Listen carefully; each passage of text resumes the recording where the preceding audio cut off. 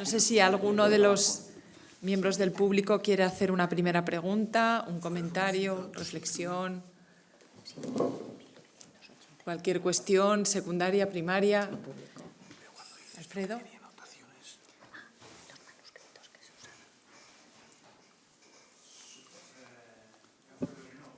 Sí. Ángel.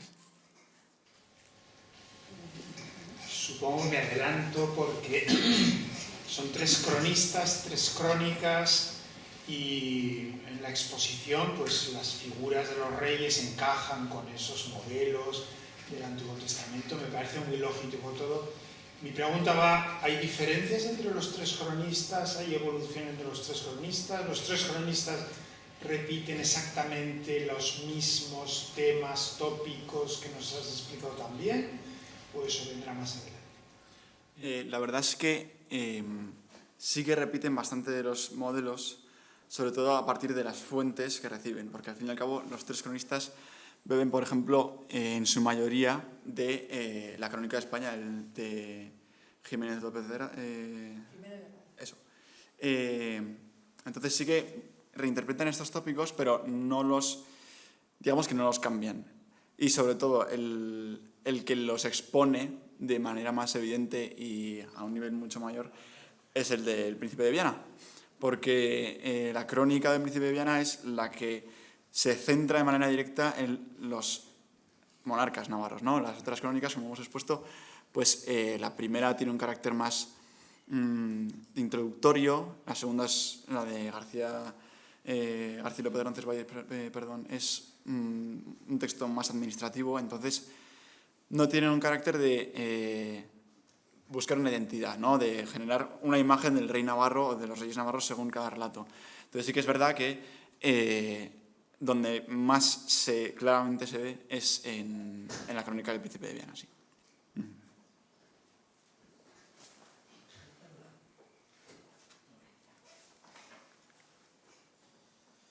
A ver, buenas tardes. Enhorabuena a todos los que habéis hablado y nos habéis instruido.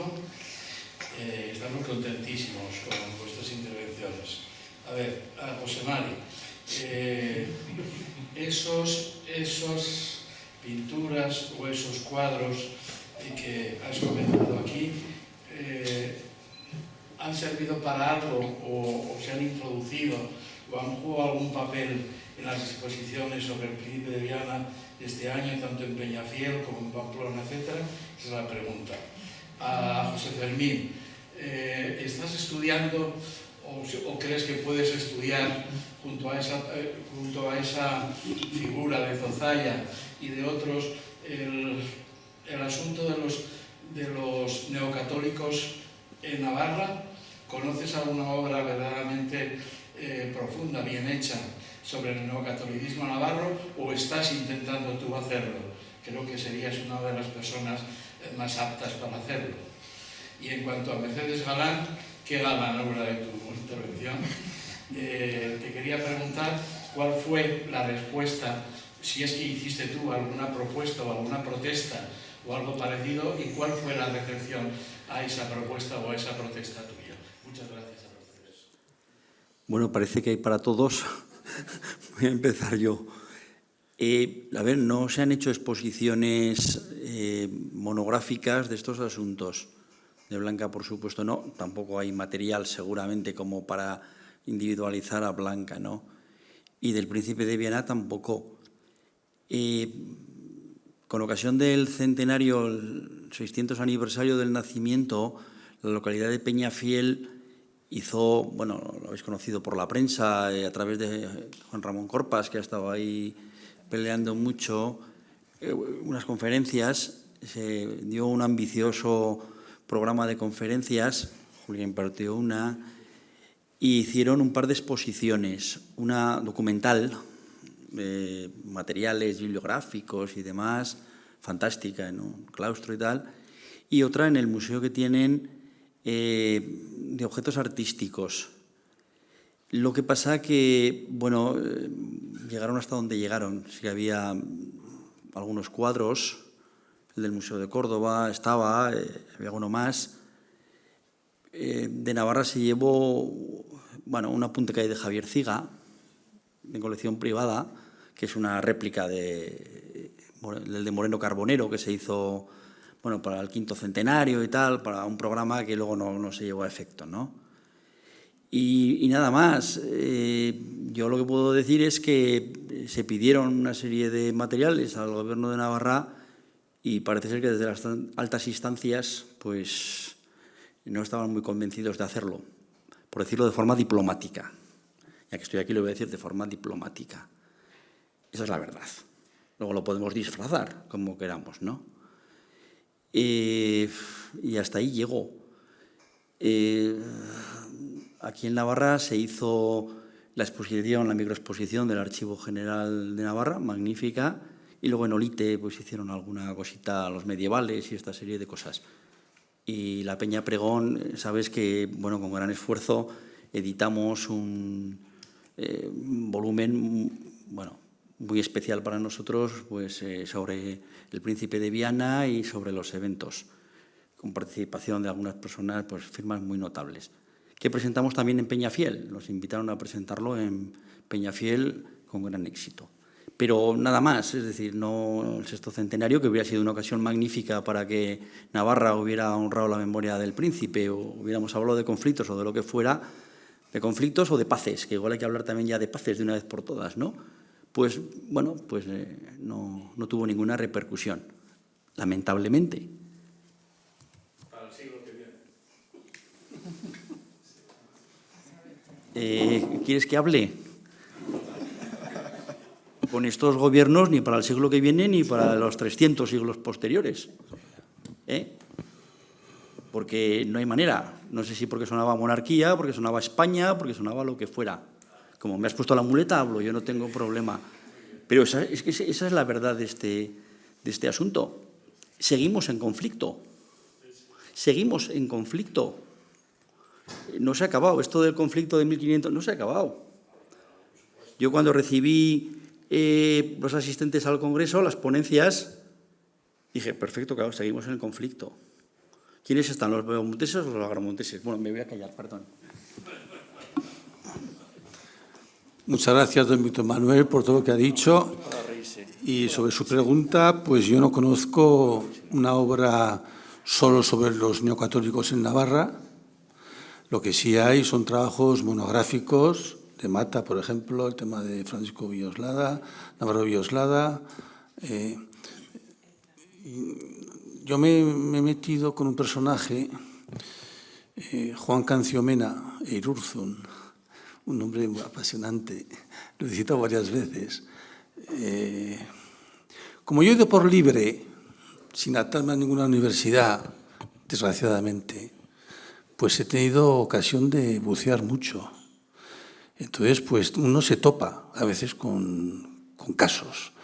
Juan Canciomena Eirurzun, un hombre apasionante. Y durante muchos años he estado trabajando sobre este personaje. Ya tengo el trabajo hecho. El tema está luego, sí, es a darle salida, patatín, patatán. Pero este Juan Canciomena es muy interesante. Y conectando con la charla que he dado, yo creo, personalmente, que uno de los motivos, una imaginación, una sospecha, un olfato, uno de los motivos por los cuales don Miguel María se hace fusionista, aparte de su amistad con Gastón, que eran muy amigos, es porque él vio que en el Eco de Navarra, por ejemplo, escribían antiguos carlistas, o un antiguo carlista, que era Juan Canciomena. Y entonces, pues yo creo que él quería eso, la unión de los liberales de siempre y ya está. No, que no vengan con los conservadores metiéndose antiguos carlistas y muy próximos al carlismo por otra parte, como Juan Canciomena y otros. No, el tema de los neocatólicos es muy interesante, muy interesante. Hay muchos temas, pero claro, no me lo lance, don Víctor Manuel, porque necesitamos varias vidas, ¿no? Varias vidas para trabajar, y solo tenemos una. Seguro que hay gente muy joven que saldrán, saldrán. Las cosas no desaparecen, nunca. Sí, pero tengo muchas carpetas que cerrar. Esto de Juan Canción-Mena llevo, ¿qué? 10 años, algo más de 10 años. Está hecho, ¿eh? Pero es muy interesante Juan Canción-Mena, porque escribía en el periódico que compra Zozaya, y se conocían todos en aquella época, y tiene su evolución también, Juan Canción-Mena. Era liberal moderado, luego se hizo neocatólico, luego se hizo carlista, y con convencimiento, porque escribe mucho en la Cruzada Española, que publican en Bayona, y luego en el 76 justo escribe un folleto sobre los principios fundamentales, tal. Y ahí tiene unos 2 o 3 puntos que ya dices, aquí pasa algo. Y esos 2 o 3 puntos luego los desarrolla el tradicionalista en Pública, bueno, pues, si conoce, seguro que usted conoce, el Público Debate con Juan Canción-Mena, que es un debate larguísimo, interesantísimo, entre Juan Canción-Mena y el tradicionalista, estaba de las Rivas y Velasco. ¿Cómo conseguiste ese archivo? El de Zozaya es familiar. Me ha llegado y he ido trabajándolo, y además no de golpe. Ojalá hubieras, cuando era joven, ¿verdad, Alfredo? Si me llego a encontrar con este archivo, digo, pues ya está la tesis doctoral hecha. Pero el tema está de los archivos privados, que son interesantísimos, porque son la otra cara de la moneda. Eso de la historia tan oficial, mire, que hay en los bordes de los papeles se escriben cositas, en los bordes. Entonces, claro, el problema de los archivos privados es que te van llegando. Podría contar cómo encontré el primer bloque del archivo privado, pero no quiero abusar, ¿no? Van llegando. Y hay un sospecho que hay cosas por ahí de la familia Zozaya, en archivo, bueno, en casas privadas, sospecho yo. Pero bueno, esa es un archivo privado y menos mal, o sea, es que hay que salvar los archivos privados, Y lo que se habrá tirado por toda Navarra, y no solo Navarra.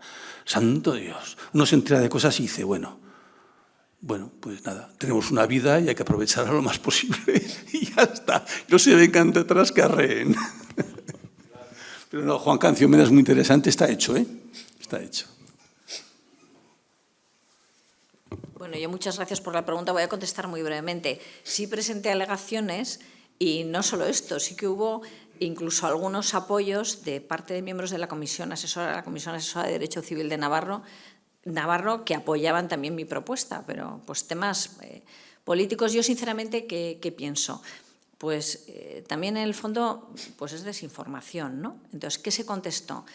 No se contestó nada a las alegaciones. Simplemente la respuesta está en el apartado preliminar de esta ley de 2019, es de 4 de abril de 2019, donde se viene a decir que se han eliminado textos de cuestionado rigor. Y cita, sin más, no diciendo por qué es cuestionado rigor, como los fueros locales y el fuero reducido. Los fueros locales, yo que me puse a hablar con los mayores expertos en fueros locales, no se puede decir que sean de cuestionado rigor. Sobre todo, yo lo dije en mis alegaciones, dije, vamos a ver, son la raíz, es decir, la raíz del derecho navarro, porque ¿de dónde sale el derecho navarro? No sale del fuero general, el fuero general bebe también de los fueros locales. Y yo decía, ¿cómo vas a decir que los fueros locales son de cuestionado rigor? Es decir, que uno diga a los destella que su fuero es de cuestionado rigor, pero bueno, es una barbaridad. Y se han eliminado la referencia a los fueros locales, pero en fin, contra el criterio de todos los mayores expertos en fueros locales. Y con el fuero reducido lo mismo. Yo dije, bueno, cuestionado rigor por no ser oficial, el fuero general tampoco fue oficial, y ahí lo tienen ustedes citado, que se cita el fuero general y sus amejoramientos. Entonces, pues yo sinceramente creo que es desconocimiento, es decir, que la comisión asesora ya había informado en ese sentido, que decidieron no dar pasos atrás, pero como digo, había incluso miembros de la Comisión Asesora de Derecho Civil que se sumaron a las alegaciones con voto particular, publicado también en la página de Gobierno Abierto. Entonces es inexplicable, o sea, no se dio ninguna respuesta ni lógica, ni justificada, ni bien argumentada. Yo creo pues, que siguió la tramitación y dijeron, bueno, esto va hacia adelante y una pérdida. Yo que decía, pues seguiremos usándolo oficiosamente, es decir, si en el 74 se había oficializado el poder acudir al fuero reducido como fuente interpretativa e integradora, es decir, para interpretar y completar todo lo que es el derecho tradicional navarro, pues lo seguiremos usando oficiosamente y la historia se repite. ¿Qué le vamos a hacer, no? Pero, en fin, una pena, sí. Pero no hubo una respuesta ni justificada ni clara. Si no hubiera alguna pregunta, yo me gustaría hacer una pregunta a Mercedes.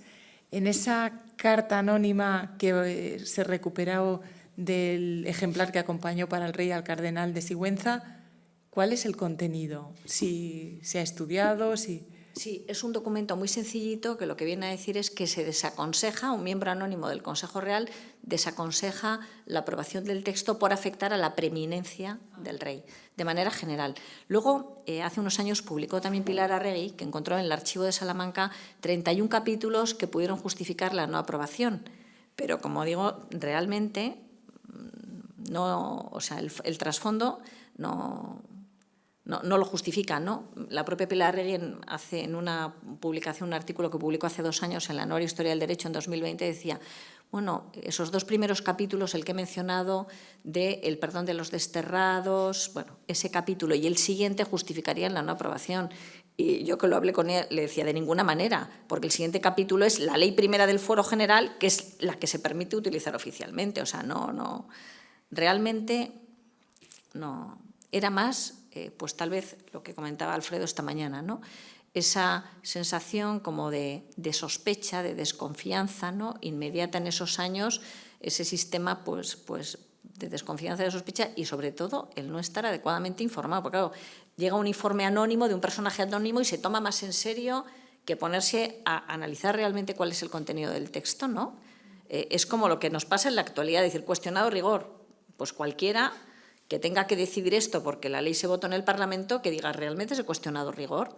Es decir, a veces nos fiamos más de informes o de una situación de desconfianza o de sospecha sin entrar a ver en profundidad las cosas. Yo creo que cuando alguien, igual que cuando se firma algo, hay que conocer las cosas en profundidad. No te puedes fiar sin más de una opinión no realmente fundamentada, ¿no? Y en ese informe eso realmente era una opinión infundada de una persona anónima que hace una aseveración y no se molestaron en comprobar, ¿no? Una pena. Pero la pena es que sigamos funcionando así. Claro, perdona, no podía ser que 800 y pico leyes, ¿no? Son. Hombre, se animan a cualquiera. 815. Exactamente. Claro, analizar 815 leyes. Bueno, pero sí. Pero y que no haya ninguna errata, ningún tal. Hay cosas, ya las he mencionado, hay cosas, hay cosas, pero evidentemente no, si sobre todo se había oficializado el fuero general con esos elementos medievales que estaban tan presentes de soberanía, ¿no? En fin. Muy bien, no sé si hay alguna pregunta o comentario más. Bueno, pues por mi parte agradecer a los ponentes de esta tarde. Felicidades por cada una de las aportaciones que se han hecho, que creo que han dado mucho de sí en sus distintos aspectos, ¿no? Estéticos, históricos, ¿no? Y jurídicos. Y bueno, lo mismo, extenderé el agradecimiento y la felicitación a la Sociedad de Estudios Históricos de Navarra por sacar adelante esta 10ª edición, un número redondo, y bueno, dar por finalizada la sesión del primer día. Muchísimas gracias también al público por las preguntas y les emplazamos a mañana a las 9, que comienza la segunda de las mesas de Agra Monteses y Bea Monteses, que presidirá, coordinará el doctor Íñigo Mugueta. Muchas gracias. Muchas gracias.